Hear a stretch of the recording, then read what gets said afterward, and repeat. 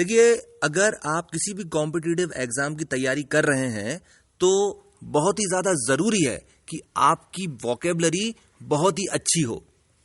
पूरी दुनिया में एक भी ऐसा स्टूडेंट नहीं है जिससे अगर पूछा जाए कि क्या तुम अपनी वोकेबलरी इंप्रूव करना चाहते हो और वो मना कर दे। अब वोकेबलरी इंप्रूव करने का सबसे पहला स्टेप क्या होता है? स्टूडेंट अपने स्कूल या कॉलेज के टीचर के पास जाता है और कहता है कि साहब मुझे वोकेबलरी इंप्रूव करना है। और जो टीचर्स होते हैं वो आम तौर पर एक बहुत ही जनरल आइडिया दे देते हैं, तो मैं ना ऐसा कर लो और इससे वोकेबलरी इंप्रूव हो जाएगी। थोड़े दिन के बाद जब स्टूडेंट वापस जाता है टीचर से बोलने के लिए कि साहब उस तरीके से करा तो था पर कुछ हो नहीं रहा उससे, तो टीचर उसको बता देते हैं कि भाई तुम और ज्यादा मेहनत करो। देखिए, वोकेबलरी सीखने के 9 तरीके होते हैं। इस रिकॉर्डिंग में मैं आपको वो सभी 9 तरीके बताऊंगा और यह भी बताऊंगा कि उन तरीकों की खूबियां और खामियां क्या क्या हैं, कौन सा तरीका इस्तेमाल करना चाहिए और कौन सा नहीं करना चाहिए। इन 9 तरीकों के अलावा मैं आपको 4 तरीके और बताऊंगा, और अगर आप उन सभी तरीकों का इस्तेमाल करेंगे तो आप बहुत आराम से एक दिन के अंदर 50-50 शब्द तक याद कर सकते हैं, रोज केवल 1 घंटा लगा के। सबसे पहला तरीका है स्टिकी नोट्स का इस्तेमाल करना। अब इस तरीके में करते ये हैं कि घर के जिन जिन हिस्सों में हम बार बार जाते हैं वहां पर हम एक स्टिकी नोट चिपका देते हैं। इस स्टिकी नोट पर आमतौर पर 5 या 10 शब्द होते हैं। इस मेथड की थ्योरी यह है कि भाई मान लेते हैं आप ब्रश कर रहे हैं और 5 या 10 मिनट जितने समय आप ब्रश कर रहे हैं उतने समय ये लिस्ट आपके सामने रहेगी और आप रिवीजन करते रह सकते हैं। अब शुरुआत में तो ये मेथड बहुत ही अच्छा रहता है, पर 8-10 दिन के बाद जैसे जैसे स्टिकी नोट्स बढ़ते चले जाते हैं ये पूरा तरीका हैफेजार्ड होता चला जाता है, यानी बिखरा हुआ। केवल 1 महीने तक अगर इस मेथड का इस्तेमाल किया जाए तो ऐसा लगता है जैसे किसी ने अपनी डिक्शनरी फाड़ दी और उन डिक्शनरी के पेजेस को जगह जगह चिपकाता चला जा रहा है। आपका कमरा बिल्कुल गजनी का कमरा लगने लग जाता है, क्योंकि यह तरीका सिस्टमैटिक नहीं है और क्योंकि इस मेथड से याद किए गए शब्दों का इफेक्टिवली रिवीजन नहीं किया जा सकता। यह तरीका बेकार है। दूसरा तरीका है निमोनिक्स, और निमोनिक्स में क्या करते हैं कि एक बड़ी अजीब सी एसोसिएशन बनाते हैं और उस वर्ड को याद करने की कोशिश करते हैं। अब ये जो अजीब सी एसोसिएशन है ये बहुत ही ज्यादा टाइम कंज्यूमिंग है, और अगर कभी आप इस अजीब सी एसोसिएशन को भूल गए तो फिर वो जो अक्षर है वो भैंस के बराबर हो जाता है। जितना समय और जितना दिमाग लगाकर आप एक अजीब सी एसोसिएशन बनाओगे उतनी देर में उस शब्द के आप एक्चुअल मीनिंग को पढ़ सकते हो, उससे रिलेटेड इडियम्स और फ्रेजेस भी आप पढ़ सकते हो। तीसरी चीज जो है वो ये है कि निमोनिक्स जो है ये एक मेमोरी टेक्निक है, ये लैंग्वेज की टेक्निक नहीं है। और क्योंकि निमोनिक्स से याद किया हुआ शब्द उस वक्त तो तुरंत याद हो जाता है, पर थोड़े से समय के बाद, यानी ये जो विंडो है ये 16 दिन की होती है, 16 दिन के बाद आप उस शब्द को भूल जाते हैं। यानी इस टेक्निक से अगर आप याद करोगे तो आप आराम से 80% वर्ड्स भूल जाओगे, क्योंकि आपको उसकी एसोसिएशन उस वक्त याद नहीं आएगी। ऐसा ही होता है। और इसीलिए शब्दों को याद करने के लिए, वोकेबलरी इंप्रूव करने के लिए निमोनिक्स टेक्निक का इस्तेमाल नहीं करना चाहिए।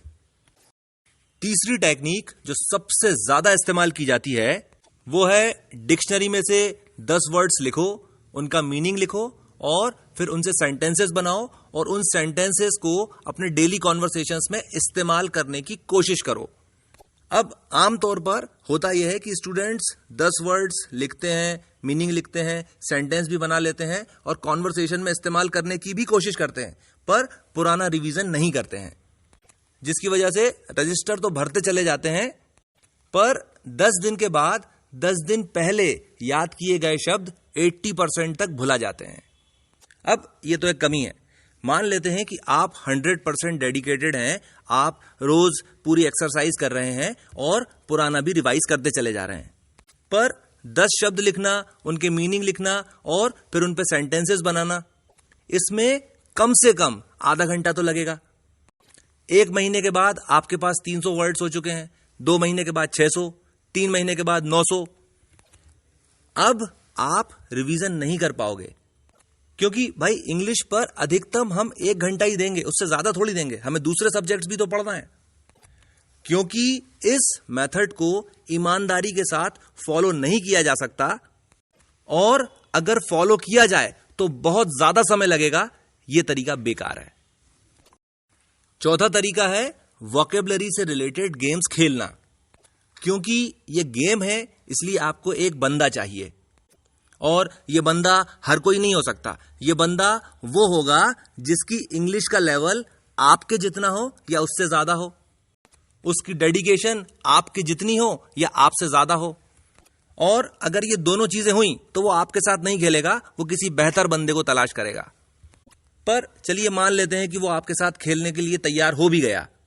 अगर वो 4-5 दिन के लिए अपने मायके चला गया तो आपका तो मोमेंटम ही खत्म हो जाएगा। तो इसकी भी काट है। सबसे अच्छा वोकेबलरी से रिलेटेड गेम है क्रॉसवर्ड पजल्स सॉल्व करना। पर क्रॉसवर्ड्स जो हैं वो सिखाड़ियों के लिए नहीं होता, खिलाड़ियों के लिए होता है। यानी अगर आपकी वोकेबलरी अच्छी नहीं है तो आप डायरेक्शंस पढ़ के चुपचाप बैठ जाओगे, और आधा घंटा सोचने के बाद आप अधिक से अधिक 1 या 2 या 4 शब्द लिख पाओगे, उससे ज्यादा नहीं। क्योंकि वोकेबलरी से रिलेटेड गेम्स केवल वही खेल सकते हैं जिनकी पहले से ही वोकेबलरी हो। ये स्वयं सिद्ध बात है कि यह तरीका वोकेबलरी सीखने के लिए नहीं है, और इसलिए यह तरीका बेकार है। पर इसके साथ ही साथ आप यह चीज भी समझ लीजिए कि अगर आपकी वोकेबलरी अच्छी है और आप अपनी वोकेबलरी का स्तर ऊंचा बनाए रखना चाहते हैं तो आपको क्रॉसवर्ड पजल्स जरूर खेलना चाहिए। उससे आपकी वोकेबलरी अच्छी बनी रहेगी, और ना केवल अच्छी, बेहतर होती चली जाएगी। 5वां तरीका, और यह सबसे ज्यादा इस्तेमाल किया जाने वाला तरीका है, यह है लर्न वर्ड लिस्ट्स। अब अगर आप किसी भी कॉम्पिटिटिव एग्जाम की तैयारी कर रहे हैं तो आपने बैरन्स की GRE की 3500 वर्ड लिस्ट का नाम जरूर सुना होगा। अगर इस लिस्ट के अंदर दिए हुए 3500 शब्द आपने याद कर लिए तो किसी भी कॉम्पिटिटिव एग्जाम की वोकेबलरी का मान लीजिए कि आपने 80% हिस्सा कर लिया है। 80% बहुत बड़ा फिगर होता है, और इसीलिए इस लिस्ट में जो भी वर्ड्स दिए हुए हैं उनका मतलब आपको मालूम होना चाहिए। पर हमारा दिमाग अनरिलेटेड वर्ड्स को याद नहीं रख सकता है। किसी भी जानकारी को स्टोर करने के लिए हमारा दिमाग पहले उसको स्ट्रक्चर करता है और उसके बाद स्टोर करता है। तो बैरन की लिस्ट के साथ आप ये करिए कि इसको देखकर आप बहुत सारी लिस्ट्स बनाइए और रिलेटेड वर्ड्स की लिस्ट बनाइए उससे।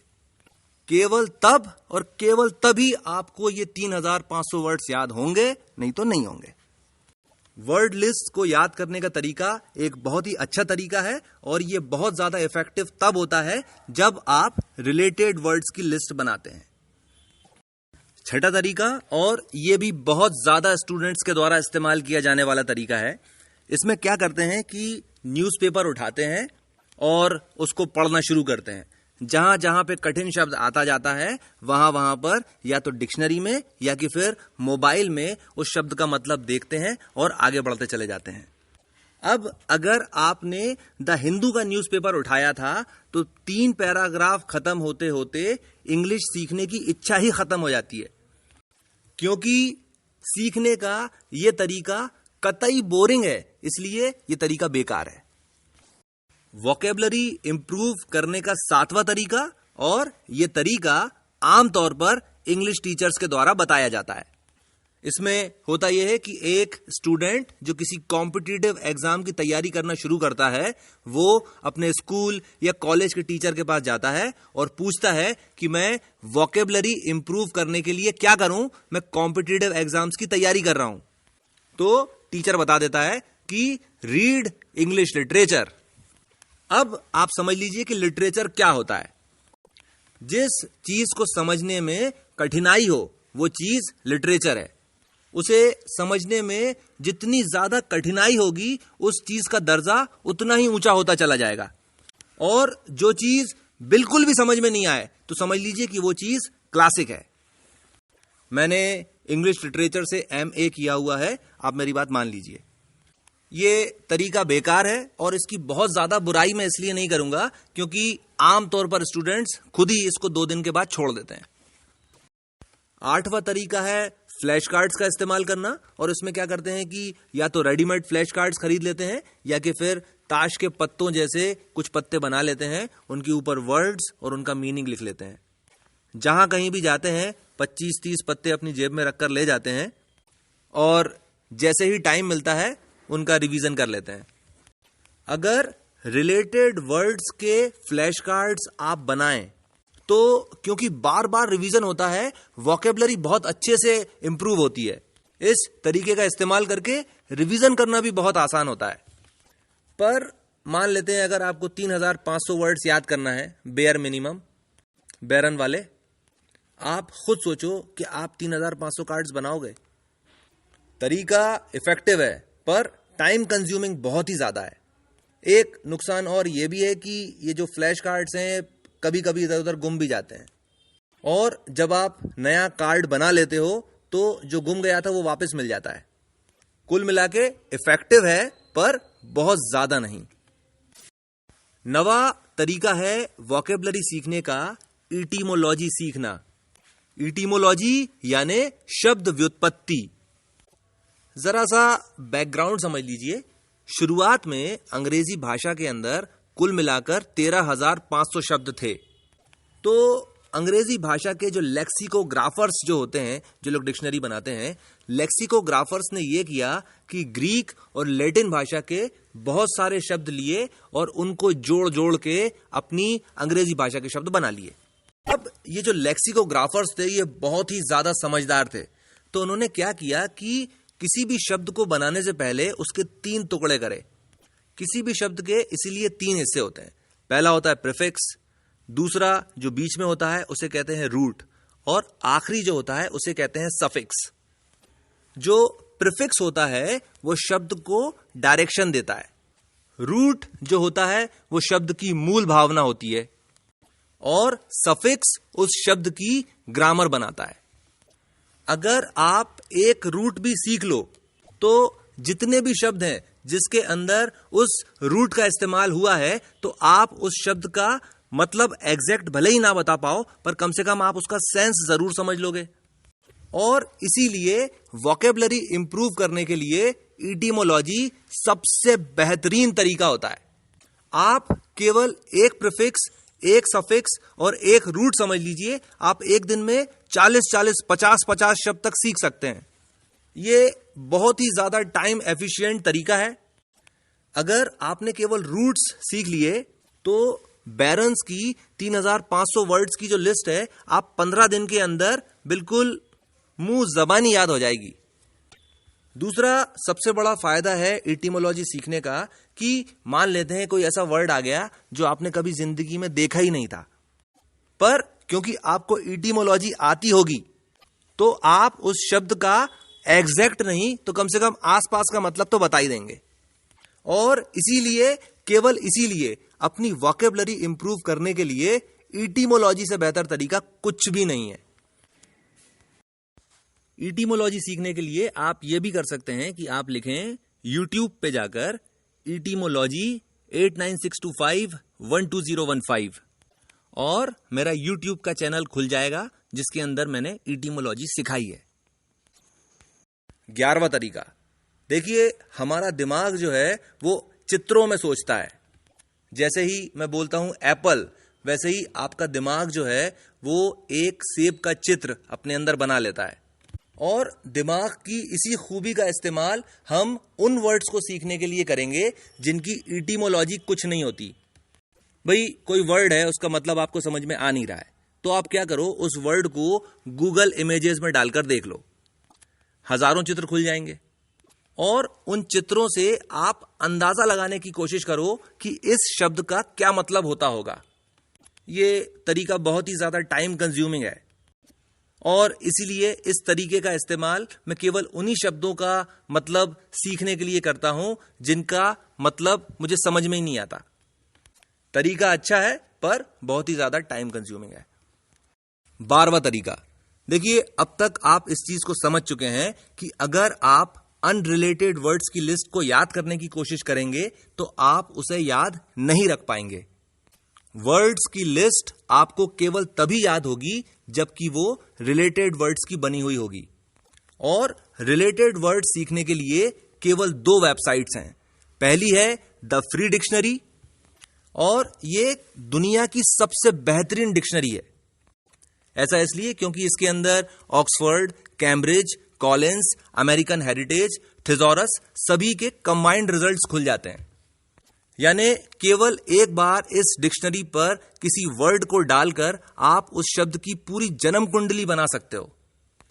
अगर आप इंग्लिश सीखना चाहते हो तो द फ्री डिक्शनरी का एप्लीकेशन आपके मोबाइल पर जरूर होना चाहिए। दूसरी वेबसाइट है vocabulary.com और इसके अंदर समझाने का तरीका बहुत ही अच्छा है। इसके अंदर वर्ड को ऐसे समझाया गया है कि आप जब उसको पढ़ेंगे तो आपको ऐसा लगेगा कि आपका बेस्ट फ्रेंड आपके कंधे पे हाथ रखा हुआ है और आपको उस शब्द का मतलब समझा रहा है। इसकी एप्लीकेशन भी है पर वो 186 रुपए की है, तो आप एप्लीकेशन मत डाउनलोड करो, आप तो सीधे वेबसाइट पे चले जाओ। vocabulary.com पर वोकेबलरी से रिलेटेड बहुत अच्छे गेम्स हैं और उनको खेलकर आप अपनी वोकेबलरी बहुत अच्छी कर सकते हैं। आखिरी तरीका है माइंड मैपिंग। और माइंड मैपिंग जैसा कि नाम से ही समझ में आ रहा है, सबसे शानदार तरीका है वोकेबलरी को अपने दिमाग में अरेंज करने का। माइंड मैपिंग का प्रयोग आप अपने सब्जेक्ट्स की ओवरऑल नॉलेज बढ़ाने के लिए भी कर सकते हैं। मतलब माइंड मैपिंग एक ऐसी चीज है जो हर स्टूडेंट को सीखना ही सीखना चाहिए। इससे आपकी ओवरऑल नॉलेज और कॉन्सेप्चुअल नॉलेज बहुत ही अच्छे तरीके से फिट हो जाती है दिमाग में। माइंड मैपिंग सीखने में अधिक से अधिक 1 हफ्ते का समय लगता है। अगर आप YouTube पर टोनी बुजान या कि फिर माइंड मैपिंग आप कुछ भी लिख दीजिए, वीडियोस खुल जाएंगे। 10-15 वीडियोस देख के आपको पूरा समझ में आ जाएगा कि माइंड मैपिंग क्या होती है, कैसे की जाती है।